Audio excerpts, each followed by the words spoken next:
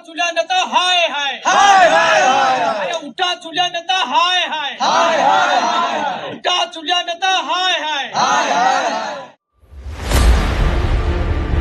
BJP कर्मी को आक्रमण कले बीजेपी कर्मी।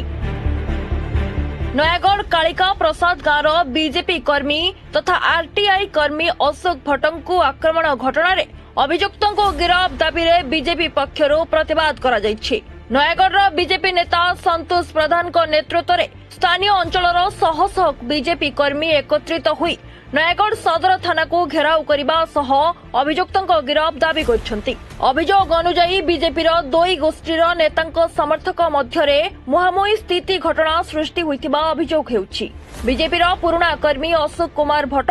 निज गां कालिका प्रसाद नयागढ़ अभिमुखे जीवा समय उक्त गांर अन्य गोष्ठी समर्थक तांकु रास्तार अटकाई निर्धूम माड़ मारिथिबा अभियोग होइछि। एने अशोक भाई सदर थाना अभियोग करबा परे पुलिस एक मामला रुजु करी तदंत आरंभ करिछि। तेबे जहां सूचना रही विकसित गां विकसित ओडिशा योजनार गांव रे चलिथिबा काम संपर्क में अशोक आरटीआई रे तथ्य मागिथिले, जहाकु नेई पूर्व योजना अनुसार तांको आक्रमण करा जायथिबा अभियोग होइछि। तेबे अभियुक्तों को तुरंत गिरफ्त दाबी रे संतोष एवं तांको समर्थक बहु बीजेपी कर्मी सदर थाना रे प्रतिवाद करिसंती। काली दिबा 12 घंटा का समय रे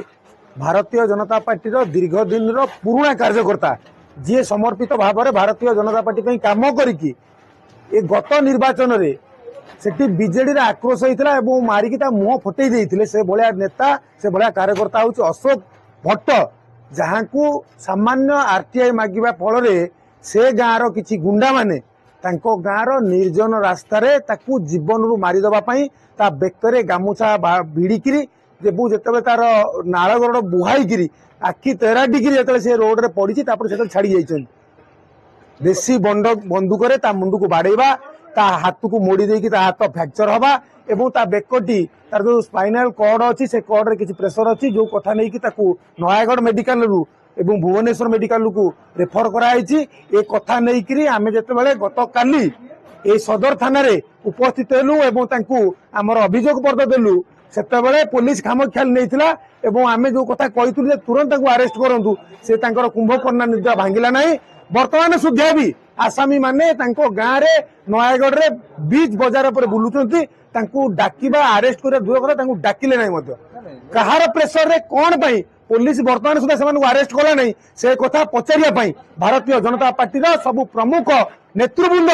आज एटिकी शह शह परिमाण रे आसिकी एटी शांतिपूर्ण भाव में बसिकी आमे एटी जे थानार अधिकारी आईआईसी की पचारिलु जे कोन पई आपण वर्तमान सुधा 24 घंटा ऊर्ध्व समय होगलानी कौन पाई आसामी की धरी ना से माने बीजेडी समर्थक कि गुंडा ऐसा कथा तो आम कहीपरूनी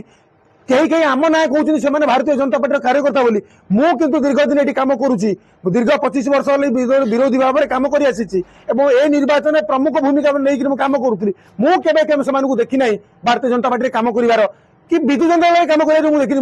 जहाँ मोर निज अभिज्ञता मुझे सी स्थानीय गुंडा एवं दुई जन जो ना प्रमुख से जड़े से मर्डर आसामी जी 4 वर्ष जेल दंड होती पाराल आसिक जी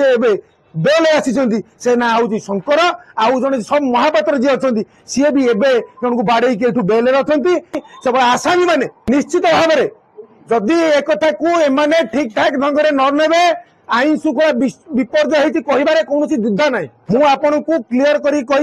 कौन मत बीजेपी कार्यकर्ता नुहति बीजेपी कार्यकर्ता दीर्घ 25 वर्ष धरी आम विरोधी पॉलिटिक्स थिले सुधा आम विजु जनता दल क्या आक्रमण करना